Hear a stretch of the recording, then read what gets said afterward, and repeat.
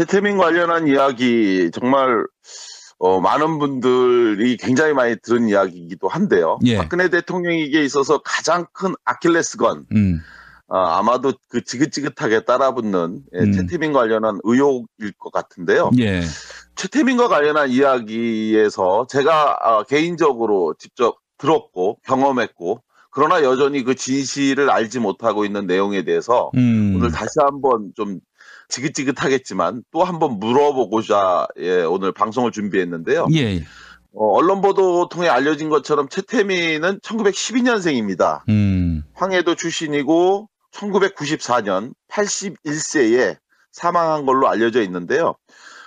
이 사람은 해방 전에 일제치하에서 3년간 황해도경에서 일본의 순사를 지냈습니다. 네. 뭐 어김없죠. 그런데 이런 사람이 대한민국 경찰을 또 지냈어요. 아, 그래요? 피일반민족 행위자 다시 공직에 앉힌 그 사례처럼 또 어김없이 네. 이 사람이 이제 일제 순사하다가 이후에 강원 도경에 소속 경찰로 일했는데, 이러한 사람이 갑자기 사이비 종교인으로 자기 신분을 바꾼 때는 1954년의 일이었습니다. 역시나 또 시작은 여자 문제였습니다. 그러니까 하여간 이 사람은 좀 이렇게 쭉 이야기 흐름이 정말 기대를 버리지 않아요. 사이비 종교인으로 바꾸게 된 계기가 좀 어처구니 없는데, 54년에 결혼을 했는데 당시에 최태민이 바람을 피웠고, 이에 대해서 이제 아내가 문제를 제기하면서 이제 경찰에 신고를 하니까 부산에 있는 모 사찰로 도피를 했습니다. 예. 그렇게 도피해서 가갖고 거기서 머리를 깎아 승려가 됐는데, 이렇게 이제 승려가 된 후에 법명, 불교에서 주는 이름을 이제 태운이라고 하는 이름을 쓰고 했는데요. 그렇게 했던 이 최태민은 이후에 승려에서 머물지 않고 다시 1969년에는 성당에서 영세를 받고, 70년대 들어서서는 여러 종교를 접하면서 이른바 불교, 기독교, 천도교의 교리를 합쳐서 영생교라고 하는 종교를 스스로 만들어요. 예. 이후에 자신을 원자경, 칙사, 그리고 태자마마 등으로 이름을 부르게 했어요. 1912년생인 최태민이 1970년대니까 이때가 60세가 넘었을 때인데요. 예. 이런 때 자기를 태자마마라고 부르게 했다. 굉장히 특이한 일이죠. 아니, 60 처먹고 저기 태자인 경우도 있나요? 그러니까 그것도 본인이 선택한 이름이 태자마마라고 하니까 정말 좀 이상한데, 이렇게 특이한 길을 걷던 최태민과 박근혜 대통령이 인연을 맺게 된 계기, 이건 뭐 많은 분들에게 이미 알려져 있는 것처럼 1974년 자기 어머니인 유경수 여사가 8.15 광복절 행사장에서 피격되어 이제 사망하면서 이제 시작된 거잖아요. 예. 어머니가 사망한 후에 최태민과 박근혜는 어떻게 인연을 맺게 됐냐. 이게 정말 일반적인 사람들의 관점에선 참 납득하기 어려운 것인데, 박근혜 대통령 스스로도 2012년 한나라당 대선 경선 후보 때도 밝혔고 2007년도 경선 때도 밝힌 건데요. 79년도 파리에서 실종된 중정부장 김영욱이 구술해서 만들어진 회고록에서도 이 두 사람의 인연의 시작이 나옵니다. 거기서 보면 이렇게 돼요. 시작은 어머니를 잃었던 대통령의 당시 큰딸 박근혜에게 최태민이가 편지를 보내면서 비롯되었는데, 당시 이 편지에서 최태민은 큰딸 박근혜에게 어머니의 목소리가 듣고 싶을 때는 나를 통해서 항상 들을 수 있다. 참나, 이게 말이 됩니까? 정말. 누가 이런 식으로 편지를 보냈다. 이러면서 이제 얘기하는 그 뒷얘기가 더 진짜 기가 막혀. 유경수 여사가 꿈에 현몽하여 나타나 내 딸이 우매해, 어리석어서 아무것도 모르고 슬퍼만 한다면서 이런 뜻을 전해달라고 했다라고 하면서 이제 최태민이 박근혜에게 이렇게 3번 편지를 보냈는데, 이렇게 편지를 보내면 일반 사람들은 어떻게 할까요? 뭐 미친놈이다 있나 그렇게 생각했죠. 그런데 당시 20대 중반이었던 당시 대통령의 큰딸 영애였던 박근혜 씨가 최태민을 만났는데, 최태민의 이 말을 듣고 이제 넘어간 거죠. 쉽게 얘기해서. 뭐냐면 이 편지에서 내 딸이 우매하여 이런 뜻도 모르고 슬퍼만 한다라고 쓴 요 대목인데요. 요 대목에서 최태민은 뭐라고 얘기를 했냐면 유교사가 현명하여 나타나서 이야기하기를 내가 죽은 것은 우리 딸 박근혜를 아시아의 지도자로 키우기 위해 죽은 것인데 이런 뜻을 모르고 마냥 슬퍼만 하고 있으니 나를 대신하여 이 진실을 내 딸 박근혜에게 전해달라고 부탁받았다. 이러한 말을 들었다면 일반적인 사람들은 아마 최태민을 사기꾼이라고 생각하고 내쳤을 텐데 예. 결국은 이후 오늘날까지 논란이 될 정도로 이 불행한 최태민과의 관계가 신뢰관계로 형성되게 된 과정이 바로 이 어처구니 없는 편지 한 통으로 시작됐다. 아무것도 하지 않았던 박근혜가 어머니가 돌아가시자 퍼스트 레이디를 했고 제가 예전에 했던 고상만의 수사반장 첫 방송에서 말씀드렸던 것처럼 저는 박근혜가 아버지가 사망했다는 이야기를 듣고 난 다음에 그것이 사실인지 아닌지 모르지만 자기네들 스스로도 이용해 먹고 있는 게 있잖아요. 예. 그 첫 마디. 예. 김계원 비서실장으로부터 아버지의 그 유고 사실을 딱 전해 듣고 했다는 첫 마디. 예. 전방은요라고 했다는 거 아니에요. 예. 이거를 자기네들도 이용해 먹고 있고 사실이 아니라고 하는 설도 있지만 예. 저는 그 말을 딱 듣는 순간 아버지가 돌아가셨는데 전방은요라고 얘기한 것은 어머니가 돌아가시자 퍼스트 레이디를 자기가 한 것처럼 이제 아버지가 돌아가셨으니 내가 대통령을 하는구나. 이렇게 생각하지 않았다면 도저히 나올 수 없는 말이다. 예, 전에 그 고상만 반장께서 고상만의 수사반장에서 그 말씀하셨던 거 제가 들었는데, 저는 아주 뭐랄까요, 해머로 뒤통수를 맞은 기분이라고나 할까요? 정말 그럴 수 있겠구나라는 생각이 들었어요. 약간 엉뚱한 얘기지만 박근혜가 늘 어디 가서 인터뷰하면서 늘 했던 얘기가 뭐냐면 1980년대를 배신자에 대한 분노로 고통스럽게 보냈던 시간이다라고 이야기를 하잖아요. 예.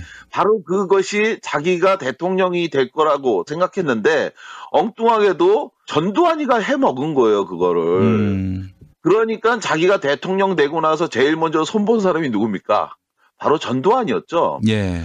이렇게 한 이유는 바로 자기가 아버지에 이어 대통령을 해먹을 줄 알았는데 전두환한테 그걸 뺏기니까 그것에 대한 분노, 배신에 대한 처절한 복수가 아닌가 이렇게 생각하는데요. 예. 여하간 이렇게 절대적인 권력을 갖고 있었던 박근혜가 이후 최태민의 이게 그 시절 각 기업체로부터 엄청난 기부금을 받아 이제 논란이 됐던 거 아닙니까? 예. 그런데 바로 그 논란이 지금 그의 딸, 최태민의 딸 최순실 씨에 의한 미르와 K재단 파문 너무나 유사한 형태로 이제 가고 있는 겁니다. 예. 다시 말해서 자기 아버지가 한 행위 그대로 그의 딸인 최순실 씨가 사실상 같은 방식으로 문제를 일으키고 있는 건데요. 그런데 이런 문제와 관련해서 이 박근혜 대통령은 그때나 지금이나 똑같은 방식으로 이 문제를 해결하고 있는데 당시 최태민이 일으켰던 여러 논란에 대해서 박근혜는 자기와는 상관이 없고 과장된 내용이다 이렇게 주장을 했어요. 예. 근데 지금 최순실 씨와 관련한 문제 역시 똑같은 방식으로 자기하고는 관련이 없다.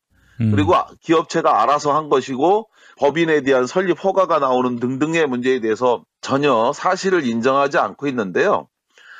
이러한 가운데 저는 여전히 박근혜 대통령에게 묻고 싶은 질문이 있어서요. 오늘 김용미 브리핑 본격 정치 논평에서 2012년 대통령 선거 당시에 그 의혹에 대해서 물었지만 끝내 제대로 된 답변을 듣지 못한 그것에 대해서 오늘 다시 한번 묻고 싶습니다. 예. 제가 이 사실을 알게 된 때는 제야인사 장준하 선생이 의문사 추적하기 위해서 조사관으로 일하고 있었던 대통령 소속 의문사 진상규명위원회 조사관으로 일하고 있던 2004년의 일이었는데요. 저는 이제 이 당시에 장준하 선생님이 실족사가 아니라 타살됐다라고 하는 확신을 갖고 있었고 그런 상황에서 장준하 선생님의 사망 사실을 당시 대통령이었던 박정희에게 당시 청와대 비서실장은 뭐라고 보고했는지 그리고 그렇게 보고를 들은 박정희는 어떤 반응을 보였는지를 확인하고 싶어서 그래서 찾게 된 사람이 있었습니다.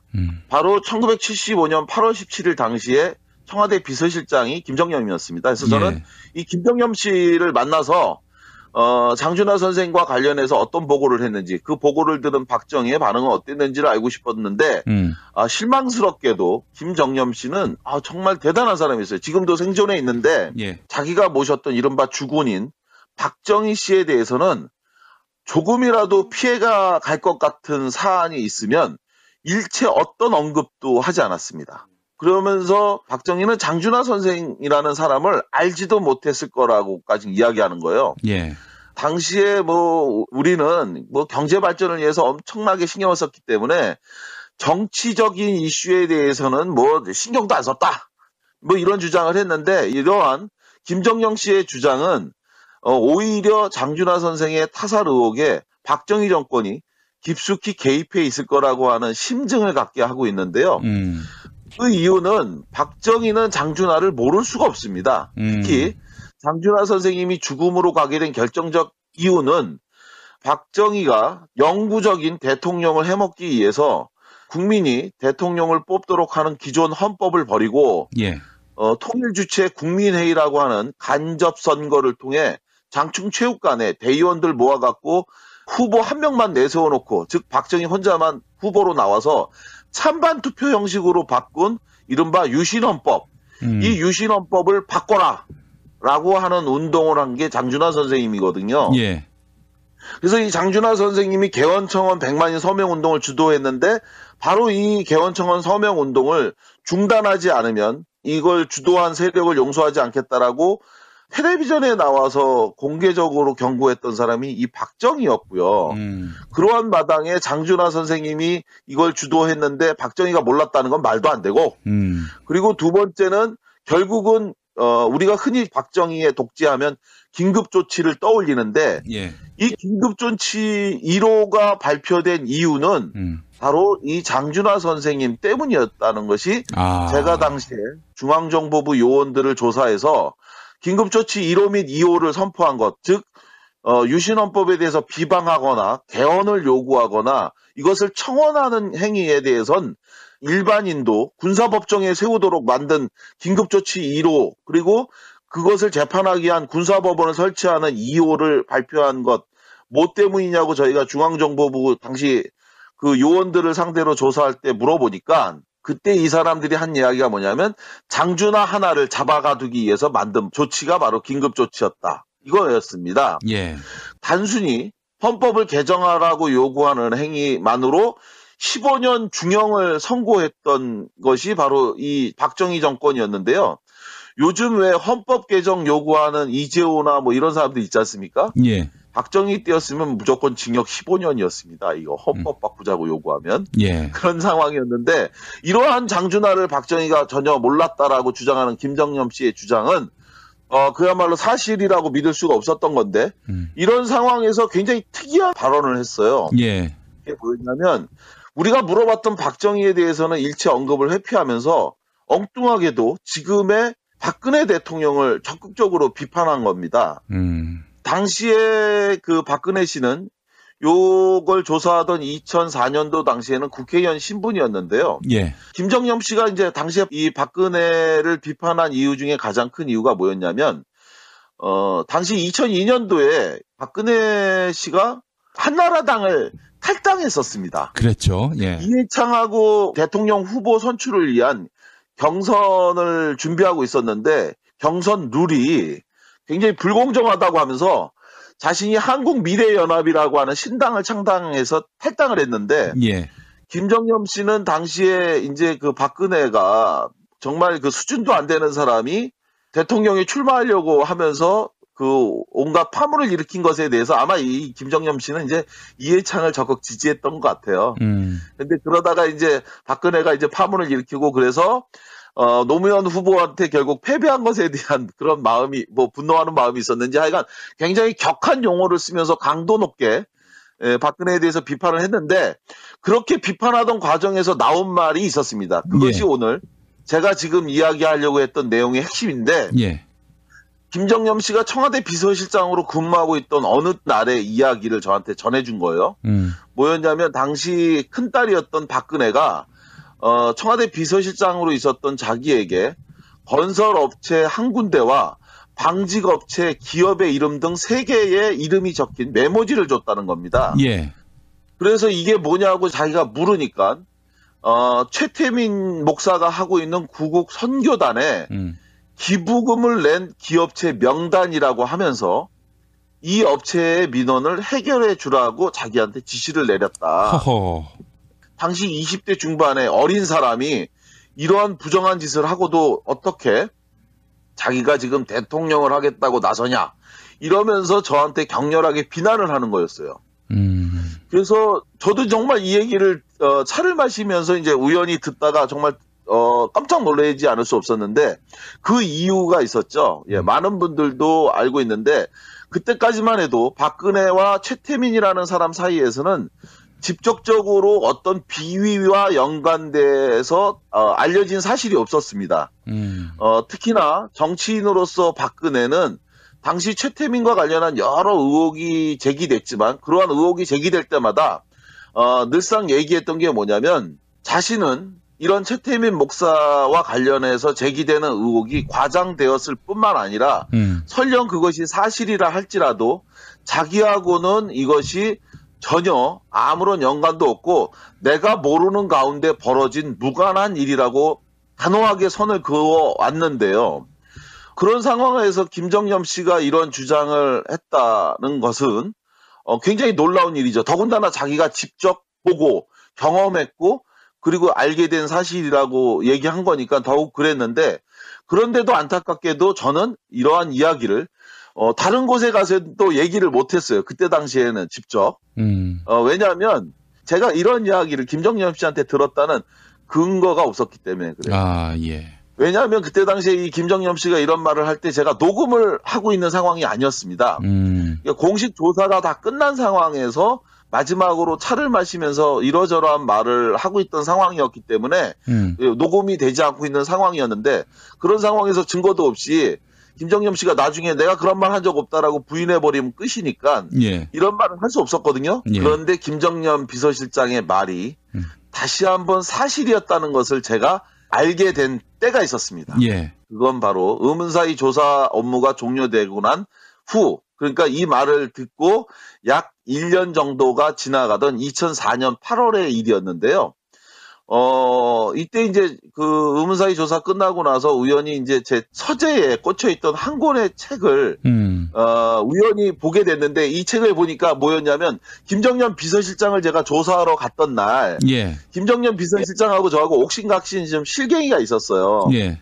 그게 뭐였냐면 자기를 이제 조사하러 온 것에 대해서 김정년 씨는 굉장히 불만이 많았습니다. 예. 그러면서 이제 저한테 한 얘기가 뭐였냐면 당신 우리나라에서 민간인이 받을 수 있는 훈장 중에 가장 높은 훈장이 뭔 줄 아냐고 저한테 묻더라고요. 예. 뜬금없이 조사하러 온 사람한테 민간인이 받을 수 있는 대한민국에서 훈장 중에 제일 높은 게 뭐냐고 물어보길래 제가 어이가 없었지만 웃으면서 뭡니까? 그랬더니 하는 말이 무궁화 훈장이래요. 무궁화 훈장. 그걸 바로 내가 받은 사람이라고 하면서 큰 소리를 치길래 그래서요? 라고 제가 그랬어요. 그래서요? 그랬더니, 그러니까 지금까지 자기한테 그렇게 대하는 사람을 처음 본 거죠. 예, 정말 박정희 정권 이래 지금까지 자기가 엄청나게 높은 사람인데 어디서 30대 초반에 젊은 사람이 와갖고 자기한테 그렇게 하니까 어이가 없어 하는데 제가 뭐라고 얘기했냐면 우리 실장님 말씀하시는 것처럼 무궁화 훈장이 이렇게 높은 거면 아니, 그렇게 높은 훈장을 받을 정도로 국가로부터 정말 큰 덕을 보셨으면 아니 이 국가가 하는 공식 업무에 협조를 해주셔야지 이렇게 반발하시면 저희가 어떻게 국가 일을 할 수 있겠습니까? 그러니까 좀 도와주십시오라고 하니까 그때 저에게 한 권의 책을 준 거예요. 그래서 뭐라고 하냐면 이게 김정념의 정치 해고록 박정희라고 하는 책이었는데 예. 이 책을 주면서 당신이 이 조사관이 너무 젊어서 나에 대해서 잘 모르는 것 같은데 이 책을 좀 읽어봐라. 내가 어떤 사람인지 알 거다라고 하면서 줬는데 예. 제가 그 책을 받아놓고는 사실 그 책을 안 봤죠. 예. 바빠서 보지도 못하고 꽂아뒀는데 그런데 그 책을 우연히 다시 확인하고 난 다음에 그 책의 페이지를 펴갖고 읽던 중 정말 제가 그때 2003년도에 들었던 바로 그 문제의 사실 그것이 알고 보니까 김정념 씨가 쓴 바로 그 책에 더 세세하게 적혀 있었던 겁니다. 정치 자금과 친인척 관리라고 하는 관련 부분이었는데요. 그 부분을 그대로 인용하면 이렇습니다. 예. 유경수 여사 서거 후 큰따님 근혜 씨가 충효사상 선양운동을 시작했는데 그때 최태민이죠. 최모라는 목사가 구국선교단을 조직해서 가세하였다. 하루는 큰따님으로부터 구국선교단을 지원하고 있는 어느 건설 회사와 섬유 공업 회사의 현안 문제를 해결해 주었으면 한다는 이야기를 전해 들었다. 나는 아버지 박정희 대통령을 돕겠다고 순수하게 충효 선양 운동을 시작한 큰따님이 구국선교단에 이용될 위험성이 크다고 생각되어 즉각 박 대통령에게 보고했다. 만약 대통령이 보기에도 큰따님에게 자금이 꼭 필요하다고 판단된다면 비서실장이 자금을 추가로 마련해 드릴 터이니 대통령이 큰따님에게 직접 지원하되 그 대신 큰따님에게는 금전 문제에 개입되는 일이 없도록 원천 봉쇄하는 것이 좋겠다고 건의했다. 박정희 대통령은 나의 건의에 전적으로 찬성했다. 나는 박정희 대통령이 양해를 얻어 모든 수석 비서관들에게 구국 선교단에 이용당하지 말도록 당부했다. 이게 이제 당시에 김정념 씨가 쓴 책의 전문인데요. 예. 제가 이것을 다루게 된 이유는 이 문제와 이 의혹과 관련해서요. 지난 2012년 대선 당시에 저는 오마이뉴스와 시사인을 통해서도 이 문제에 대한 의혹에 대해서도 제기를 했고요. 또 장준하 선생님의 의문사 경위를 담아서 쓴 책 장준하 묻지 못한 진실에서도 바로 이 김정년 비서실장이 밝힌 최태민 관련한 구국선교단 기부금 낸 업체 3군데에 특혜를 주도록 지시했던 박근혜의 이 의혹에 대해서 직접 박근혜 후보가 진실을 밝히라고 요구했는데 지금까지도 당사자로부터 그 어떤 답변을 들은 적이 없습니다. 다만 당시에 이 문제에 대해서 공식적으로 제기를 하니까 2012년도 당시 대선 때 안영한 새누리당 중앙선대위 대변인이 저녁 브리핑을 통해서 뭐라고 대신 답변했냐면 터무니없는 주장이다. 박근혜 후보는 지금까지 특정 기업이나 개인에게 부정한 도움이나 특혜를 준 적이 없다. 이렇게만 반박을 하고 끝냈습니다. 그 어떤 근거나 자료를 제시한 적이 없는데요. 자, 이 문제에 대해서 제가 오늘 다시 물어보는 이유는 이렇습니다.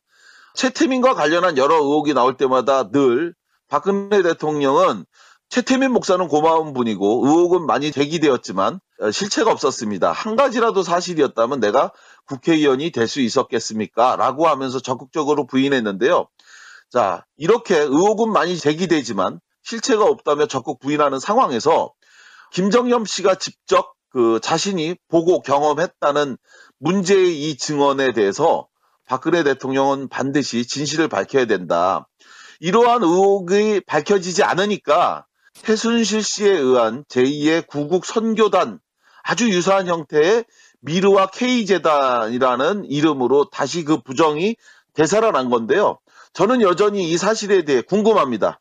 자, 자신은 부정한 행위를 한 적이 없고 모든 것이 다 근거 없는 모함이라고 주장하고 있는 박근혜 대통령의 지금까지의 주장과 또 청와대 비서실장으로 있었던 김정념 씨가 당시에 자신이 직접 경험했다고 하는 이 최태민 관련한 부정 청탁 증언 중 누가 진실을 말하고 있는 것인지 그 진실을 밝혀야 한다는 차원에서 오늘 다시 한번 이 문제를 따졌는데요. 박근혜 대통령 진실을 밝혀주십시오. 누가 거짓말을 하고 있는 건지 저는 진실을 알고 싶습니다. 오늘 이야기였습니다. 예.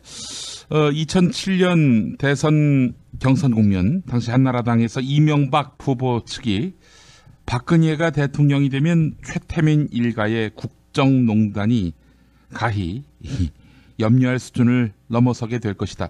이렇게 이야기를 했는데, 야, 이건 뭐 거의 예언자네요, 예언자. 예. 사실은 이제 우리가 흔히 얘기하는 것 중에 정말 부끄러운 게 뭐냐면, 예. 국민은 자기 수준에 맞는 지도자를 갖는다라고 하는 말이 있잖아요. 예. 우리가 지금 현재 보고 있는 이게 데자부도 이런 정도의 데자부가 없어요. 정말 박근혜 대통령은 이 최태민 목사의 여러 가지 논란이 있었던 그 시점이 그대로 지금 2016년, 1975년부터 79년도 사이에 있었던 그런 일들이 지금 2016년에 그대로 일어나고 있고 그 해결 방식도 똑같이 뭉개는 방식으로 가고 있는데 절대 이 문제는 그냥 넘어가서는 안 된다. 이 문제가 그대로 묻혀간다면 국민의 수준조차도 굉장히 모욕당하고 있는 거다라고 싶어서요. 예. 이 문제에 대해서 다시 한번 환기시키기 위해서 오늘 강도 높게 이야기했습니다. 예. 참 과거가 미래를 말해준다는 말이 다시 한번 또 상기됩니다. 예, 고상만 반장님 말씀 잘 들었습니다. 분명 불교에서 주는 이름을 이제 태운이라고 하는 이름을 쓰고 했는데요. 그렇게 했던 이 채태민은 이후에 승려에서 머물지 않고 다시 1969년에는 성당에서 영세를 받고 70년대 들어서서는 여러 종교를 접하면서 이른바 불교, 기독교, 천도교의 교리를 합쳐서 영생교라고 하는 종교를 스스로 만들어요. 예. 이후에 자신을 원자경, 칙사, 그리고 태자마마 등으로 이름을 부르게 했어요. 1912년생인 채태민이 1970년대니까 이때가 60세가 넘었을 때인데요. 예. 이런 때 자기를 태자마마라고 부르게 했다. 굉장히 특이한 일이죠. 아니, 60 처먹고 저기 태자인 경우도 있나요? 그러니까 그것도 본인이 선택한 이름이 태자마마라고 하니까 정말 좀 이상한데, 이렇게 특이한 길을 걷던 채태민과 박근혜 대통령이 인연을 맺게 된 계기, 이건 뭐 많은 분들에게 이미 알려져 있는 것처럼 1974년 자기 어머니인 유경수 여사가 8.15 광복절 행사장에서 피격되어 이제 사망하면서 이제 시작된 거잖아요. 예. 어머니가 사망한 후에 채태민과 박근혜는 어떻게 인연을 맺게 됐냐. 이게 정말 일반적인 사람들의 관점에선 참 납득하기 어려운 것인데, 박근혜 대통령 스스로도 2012년 한나라당 대선 경선 후보 때도 밝혔고 2007년도 경선 때도 밝힌 건데요. 79년도 파리에서 실종된 중정부장 김영욱이 구술해서 만들어진 회고록에서도 이 두 사람의 인연의 시작이 나옵니다. 거기서 보면 이렇게 돼요. 시작은 어머니를 잃었던 대통령의 당시 큰딸 박근혜에게 채태민이가 편지를 보내면서 비롯되었는데, 당시 이 편지에서 채태민은 큰딸 박근혜에게 어머니의 목숨, 채태민 관련한 이야기 정말 많은 분들이 굉장히 많이 들은 이야기이기도 한데요. 예. 박근혜 대통령에게 있어서 가장 큰 아킬레스건, 아마도 그 지긋지긋하게 따라붙는 채태민 관련한 의혹일 것 같은데요. 예. 채태민과 관련한 이야기에서 제가 개인적으로 직접 들었고 경험했고, 그러나 여전히 그 진실을 알지 못하고 있는 내용에 대해서 오늘 다시 한번 좀 지긋지긋하겠지만 또 한번 물어보고자 오늘 방송을 준비했는데요. 예. 언론 보도 통해 알려진 것처럼 채태민은 1912년생입니다. 황해도 출신이고 1994년 81세에 사망한 걸로 알려져 있는데요. 이 사람은 해방 전에 일제치하에서 3년간 황해도경에서 일본의 순사를 지냈습니다. 네. 뭐 어김없죠. 그런데 이런 사람이 대한민국 경찰을 또 지냈어요. 아, 그래요? 친일반민족 행위자 다시 공직에 앉힌 그 사례처럼 또 어김없이 네. 이 사람이 이제 일제 순사하다가 이후에 강원 도경에 소속 경찰로 일했는데, 이러한 사람이 갑자기 사이비 종교인으로 자기 신분을 바꾼 때는 1954년의 일이었습니다. 역시나 또 시작은 여자 문제였습니다. 그러니까 하여간 이 사람은 좀 이렇게 쭉 이야기 흐름이 정말 기대를 버리지 않아요. 사이비 종교인으로 바꾸게 된 계기가 좀 어처구니 없는데, 54년에 결혼을 했는데 당시에 채태민이 바람을 피웠고, 이에 대해서 이제 아내가 문제를 제기하면서 이제 경찰에 신고를 하니까 부산에 있는 모 사찰로 도피를 했습니다. 예. 그렇게 도피해서 가갖고 거기서 머리를 깎아 승려가 됐는데, 이렇게 이제 승려가 된 후에 법머리가 듣고 싶을 때는 나를 통해서 항상 들을 수 있다. 참나, 이게 말이 됩니까?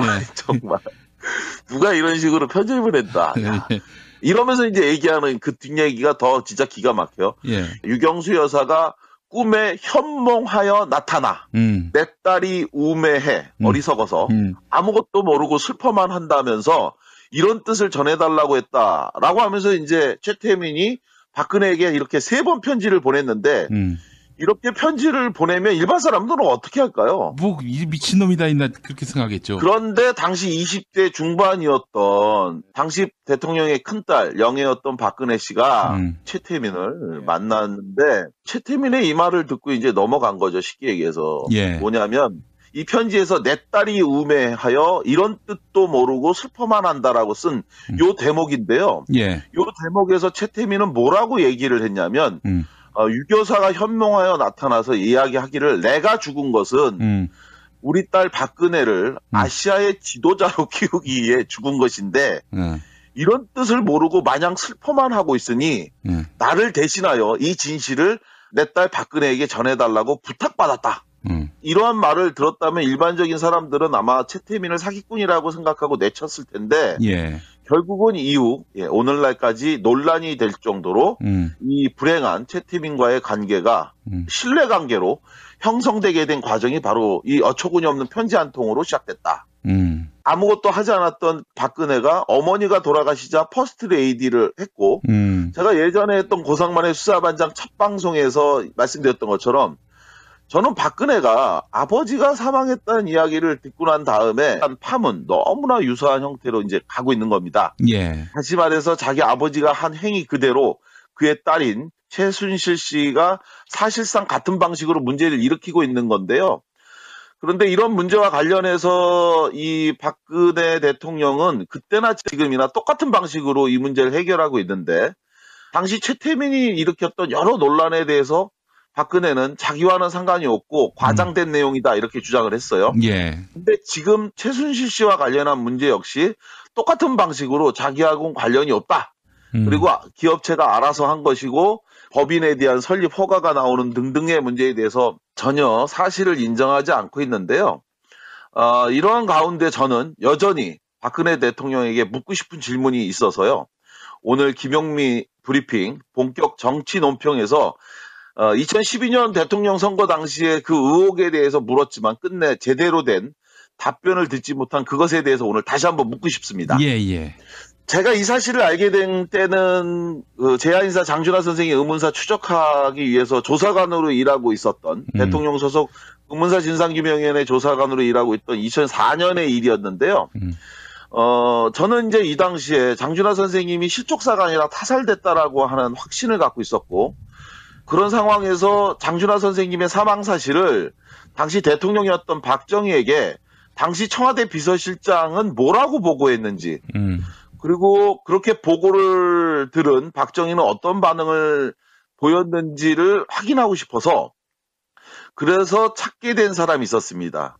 바로 1975년 8월 17일 당시에 청와대 비서실장이 김정염이었습니다. 그래서 저는 이 김정염 씨를 만나서 장준하 선생과 관련해서 어떤 보고를 했는지 그 보고를 들은 박정희의 그것이 사실인지 아닌지 모르지만 자기네들 스스로도 이용해 먹고 있는 게 있잖아요. 그 첫마디. 김계원 비서실장으로부터 아버지의 그 유고 사실을 딱 전해 듣고 했다는 첫마디. 전방은요라고 했다는 거 아니에요. 이거를 자기네들도 이용해 먹고 있고 사실이 아니라고 하는 설도 있지만 저는 그 말을 딱 듣는 순간 아버지가 돌아가셨는데 전방은요라고 얘기한 것은 어머니가 돌아가시자 퍼스트 레이디를 자기가 한 것처럼 이제 아버지가 돌아가셨으니 내가 대통령을 하는구나. 이렇게 생각하지 않았다면 도저히 나올 수 없는 말이다. 전에 그 고상만 반장께서 고상만의 수사반장에서 그 말씀하셨던 거 제가 들었는데, 저는 아주 그 뭐랄까요, 해머로 그 뒤통수를 맞은 기분이라고나 할까요? 정말 그럴 수 있겠구나라는 생각이 들었어요. 약간 엉뚱한 얘기지만 박근혜가 늘 어디 가서 인터뷰하면서 늘 했던 얘기가 뭐냐면 1980년대를 배신자에 대한 분노로 고통스럽게 보냈던 시간이다라고 이야기를 하잖아요. 바로 그것이 자기가 대통령이 될 거라고 생각했는데 엉뚱하게도 전두환이가 해먹은 거예요, 그거를. 그러니까 자기가 대통령 되고 나서 제일 먼저 손본 사람이 누굽니까? 바로 전두환이었죠. 이렇게 한 이유는 바로 자기가 아버지에 이어 대통령을 해먹을 줄 알았는데 전두환한테 그걸 뺏기니까 그것에 대한 분노, 배신에 대한 처절한 복수가 아닌가 이렇게 생각하는데요. 여하간 이렇게 절대적인 권력을 갖고 있었던 박근혜가 이후 최태민의 이게 그 시절 각 기업체로부터 엄청난 기부금을 받아 이제 논란이 됐던 거 아닙니까? 그런데 바로 그 논란이 지금 그의 딸, 최태민의 딸 최순실 씨에 의한 미르와 K재단